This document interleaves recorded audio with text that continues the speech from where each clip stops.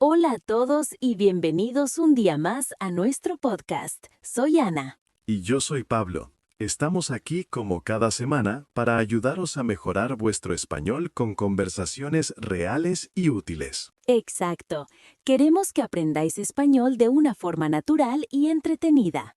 Antes de empezar, un pequeño recordatorio. Recuerda que puedes activar los subtítulos en tu propio idioma si te resulta difícil seguir la conversación en español. Es una buena ayuda para no perderse. Muy buen apunte, Ana. Bueno, ¿de qué vamos a hablar hoy? Porque me has dicho que tenías una idea muy divertida y me tienes con mucha intriga. Pues sí, a ver qué te parece.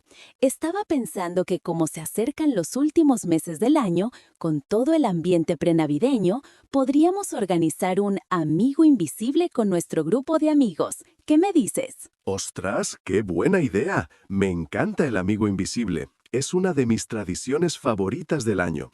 Pero tengo que decir que, aunque parece fácil, organizar uno tiene su miga, ¿eh? La palabra miga aquí se usa de forma coloquial para decir que algo tiene más complejidad de la que parece, que tiene su dificultad. Totalmente de acuerdo. No es solo comprar un regalo. Hay que coordinar a mucha gente y tomar varias decisiones. Por eso he pensado que podíamos aprovechar este episodio para planificarlo juntos, paso a paso, y así, de paso, enseñamos a nuestros oyentes todo el vocabulario y las expresiones necesarias para organizar uno. Me parece un plan perfecto. Además, es una actividad súper común aquí en España y en muchos otros países. Para quienes no sepan exactamente qué es, podemos explicarlo un poco más a fondo. El amigo invisible, también conocido como amigo secreto en algunos países de Latinoamérica, es un juego muy popular. Básicamente, un grupo de personas se hace regalos entre sí sin que se sepa quién regala a quién hasta el final. Eso es, el nombre de la persona a la que tienes que regalar se elige por sorteo y la gracia está en mantener el secreto hasta el día del intercambio de regalos. Por eso se llama invisible o secreto. El factor sorpresa es lo más importante. Recuerdo que un año Marcos intentó adivinar quién le regalaba y nos estuvo interrogando a todos durante semanas. Fue muy divertido verle hacer de detective. Jaja, es verdad. La fase de investigación es casi tan divertida como los regalos. Pues venga, vamos a meternos en faena. Meternos en faena es una expresión que significa empezar a trabajar en algo con seriedad y dedicación. ¿Cuál sería el primer paso para organizar el nuestro? Lo primerísimo, sin duda, es decidir quiénes vamos a participar, hacer la lista de participantes. Si no, no podemos hacer nada más. Es el cimiento de todo el plan. Vale, pues a ver, contemos. Seríamos nosotros dos, Ana y Pablo, luego nuestros amigos de siempre, Laura, Marcos, Sofía y Carlos. Somos 6 en total, un grupo bastante manejable. 6 es un número genial. No es un grupo tan grande como para que sea un lío, ni tan pequeño como para que sea aburrido. Pero estaba pensando que, ¿crees que deberíamos invitar a alguien más? ¿Quizás a Elena? Se ha mudado hace poco a la ciudad y así la integramos más en el grupo. Sé que todavía no la conocemos todos a fondo, pero me pareció muy simpática la otra noche. Anda, pues es una idea fantástica. No había pensado en ella. Me parece genial incluirla. Le dará un toque nuevo al grupo y, como dices, es una forma estupenda de que se sienta más parte de la pandilla. Además, a Elena le encantan estas cosas, me lo contó el otro día. Seguro que le hace mucha ilusión que contemos con ella. Genial, pues decidido. Somos 7 participantes. Apuntado en mi libreta mental. Siguiente punto en el orden del día, señor organizador. Jaja, el siguiente punto es crucial y a menudo genera el primer debate, el sorteo. Es decir, cómo vamos a decidir quién le regala a quién. Y aquí hay dos opciones principales. ¿El método tradicional o el método moderno? A ver, explícalos. Yo soy más de la vieja escuela, ya lo sabes. El método tradicional, con papelitos, me parece que tiene más encanto. Escribimos los 7 nombres en 7 trozos de papel, los doblamos muy bien, los metemos en una bolsa o un gorro, removemos y cada uno coge un papelito.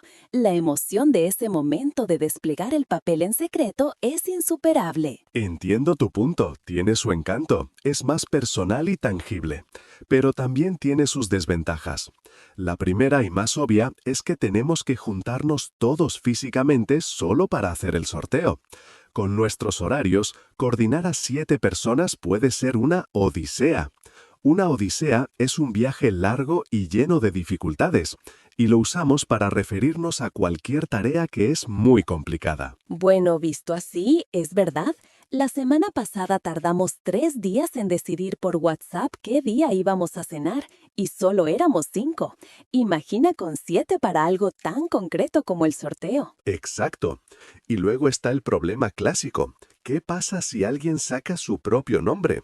Hay que volver a empezar y repetir todo el sorteo. O peor aún, lo que me pasó a mí una vez en la oficina. Una compañera sacó su propio nombre, pero no dijo nada por vergüenza, y se compró un regalo a sí misma.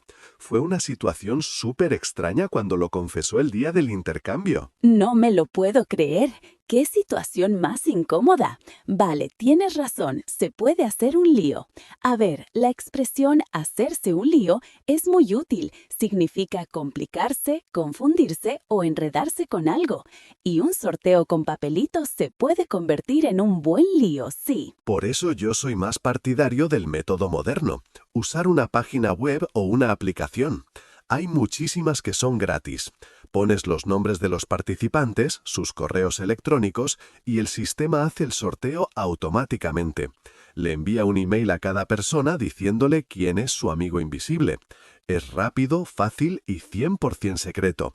Nadie, ni siquiera el organizador, sabe todas las parejas. Me parece un plan perfecto. Y además creo que algunas de esas aplicaciones tienen una opción muy interesante, que es la lista de deseos o wishlist, ¿verdad? Justo, eso es una ventaja enorme.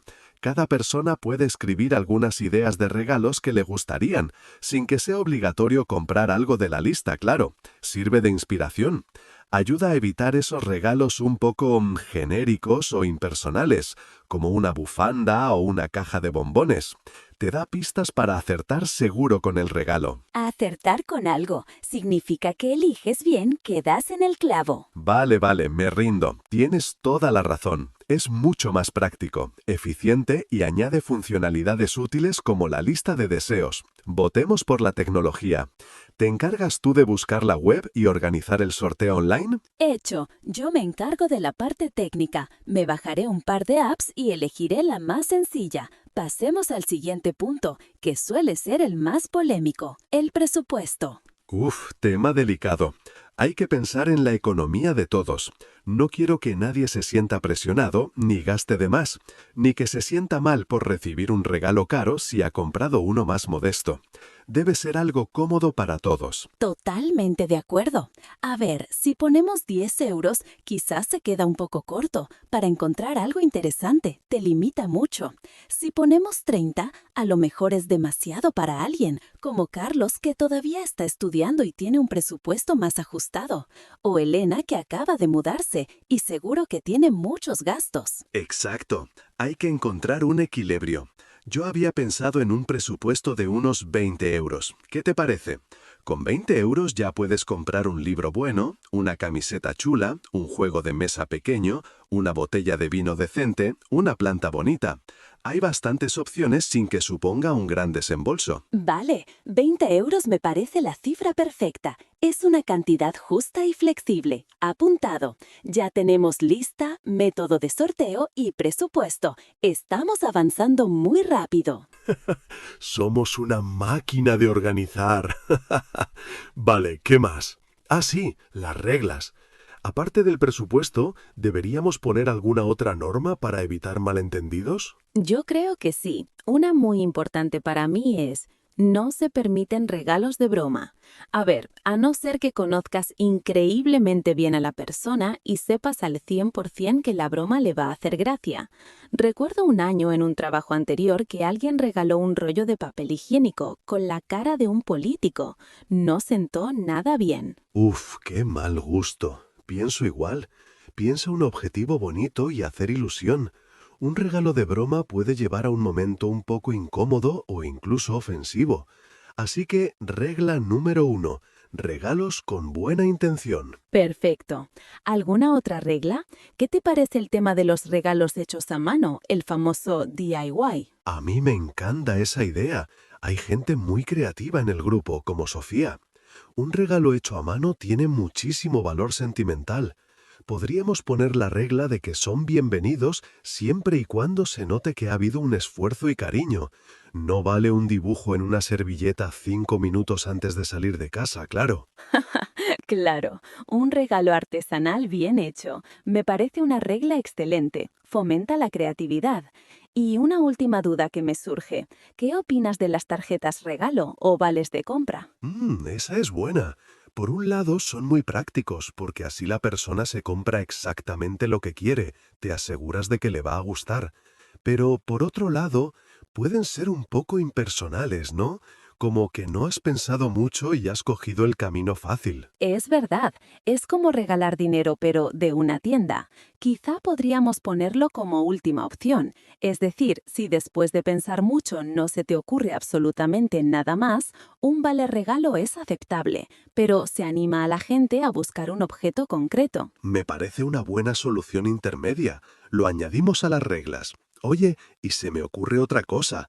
¿Y si este año ponemos una regla temática para hacerlo más interesante? ¿Una regla temática? ¿A qué te refieres? Pues, por ejemplo, que todos los regalos tengan que ser de color azul, o que sean productos de comercio local para apoyar a las tiendas del barrio, o regalos sostenibles y ecológicos.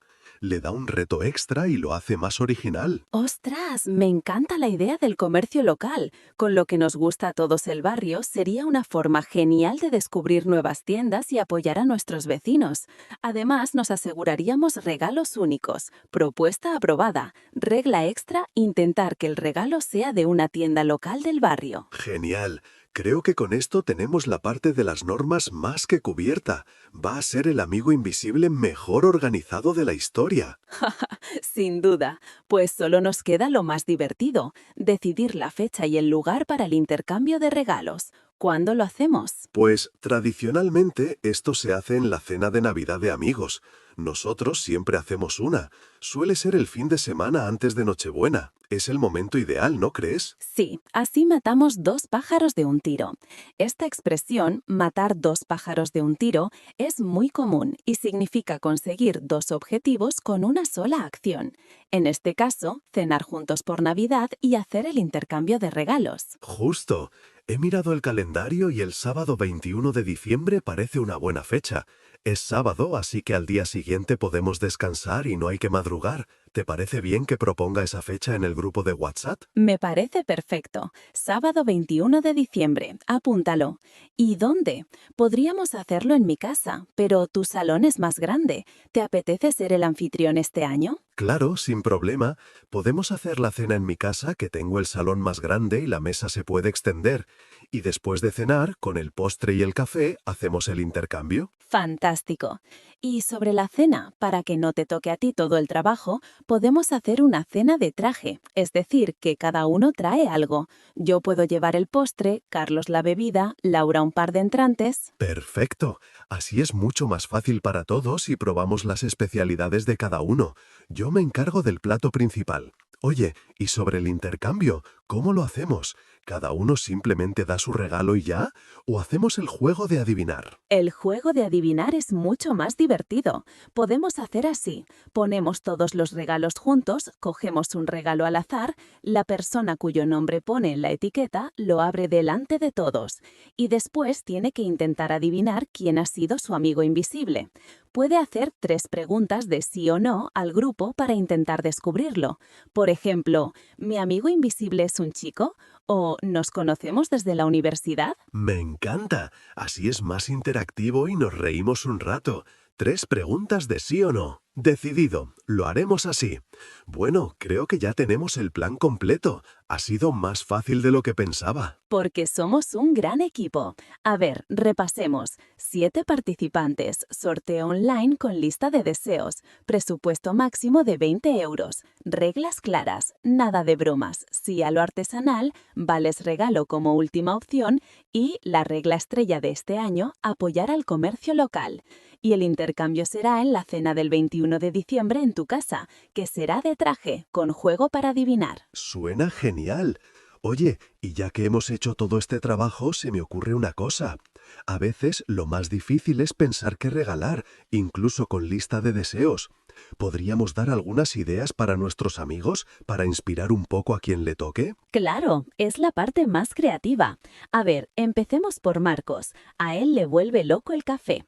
Un paquete de café de especialidad de la nueva cafetería del barrio, una taza con un diseño original de un artista local o incluso un molinillo manual. Sería un acierto seguro. Para Laura, que es una apasionada de la lectura, un libro es la opción obvia.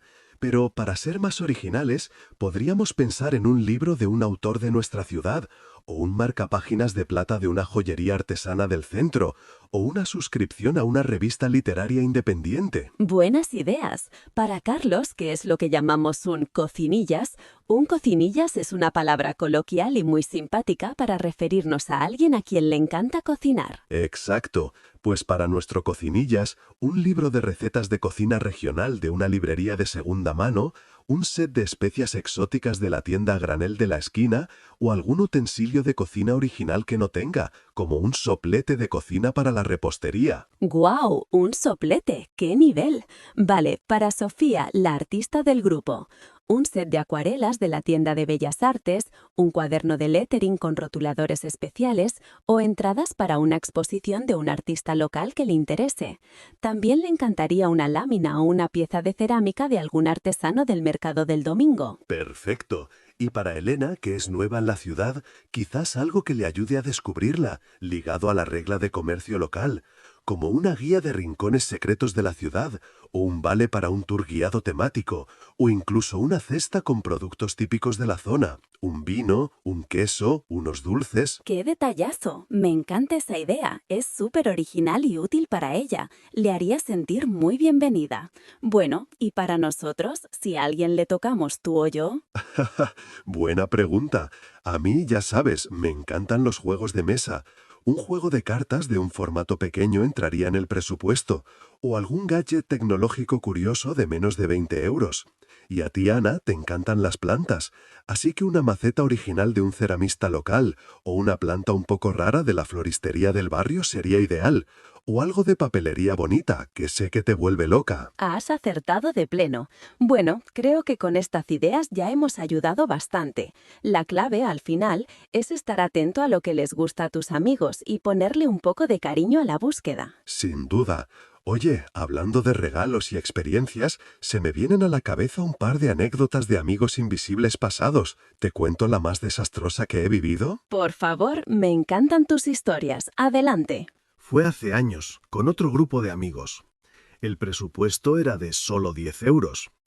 A mí me tocó regalar a un amigo que era muy fan de un equipo de fútbol. Yo pensé, perfecto, le compro una bufanda del equipo y listo. Pero claro, con 10 euros no encontraba la oficial. Compré una en un puesto callejero. Parecía igual, pero era de mala calidad. El día del intercambio, cuando la abrió, todo el mundo se dio cuenta. Y lo peor fue que, justo después, otro amigo le regaló, fuera del amigo invisible, porque era su cumpleaños, la camiseta oficial, que era carísima. Mi bufanda quedó fatal al lado. Me sentí fatal. Parecía que no me había esforzado nada. Aprendí la lección. Es mejor un regalo pequeño, pero original y de calidad, que una imitación barata. Oh, qué momento más incómodo, pero es una buena lección. A mí me pasó algo diferente, una experiencia muy bonita. Un año me tocó regalarle a mi amiga Laura. Ella estaba pasando por un mal momento, un poco triste, y yo no sabía qué regalarle. En su lista de deseos no ponía nada. Pensando, me acordé de que una vez me contó que de pequeña le encantaba una caja de música que tenía su abuela. Así que me pasé semanas buscando en tiendas de antigüedades hasta que encontré una cajita de música preciosa, muy parecida, que además tocaba su canción favorita. No costó exactamente 20 euros, creo que fueron 18. Cuando la abrió y la escuchó, se emocionó muchísimo. Se puso a llorar, pero de alegría. Me dijo que era el mejor regalo que le habían hecho en años. Ahí comprendí que el valor del regalo no está en el dinero, sino en el tiempo que dedicas a pensar en la otra persona. ¡Qué historia tan bonita, Ana! Eso es exactamente el espíritu del amigo invisible. Pensar en el otro, tener un detalle y compartir un buen momento. Es mucho más que un simple intercambio de objetos. Totalmente. Oye, Pablo, y ya que estamos en este tema, podríamos lanzar una pregunta a la gente que nos escucha, ¿no te parece? Me parece una idea estupenda. Adelante. Pues ahí va nuestra pregunta para vosotros. ¿Y a vosotros? ¿Qué tipo de regalos os gusta recibir en un amigo invisible? ¿Sois más de regalos prácticos, de regalos divertidos, de experiencias como una cena o una entrada al cine o de algo hecho a mano?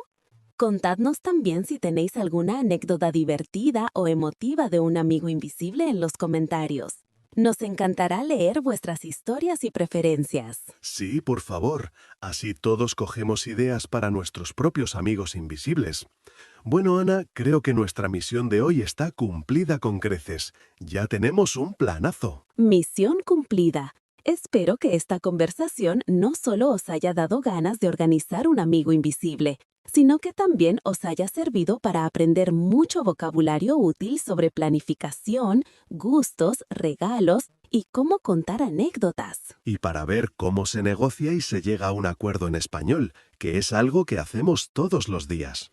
Si os ha gustado el episodio, os agradeceríamos mucho que le dierais a me gusta y que os suscribáis al canal para no perderos los siguientes. Y por supuesto, como siempre decimos, vuestra opinión es muy importante. Si tenéis cualquier duda sobre el vocabulario que hemos usado o alguna sugerencia o idea para futuros diálogos, por favor dejádnosla en los comentarios. Nos ayuda muchísimo a mejorar. Eso es todo por nuestra parte. Muchas gracias por estar ahí una semana más. Nos escuchamos en el próximo episodio. Hasta pronto. Adiós a todos. ¡Chao!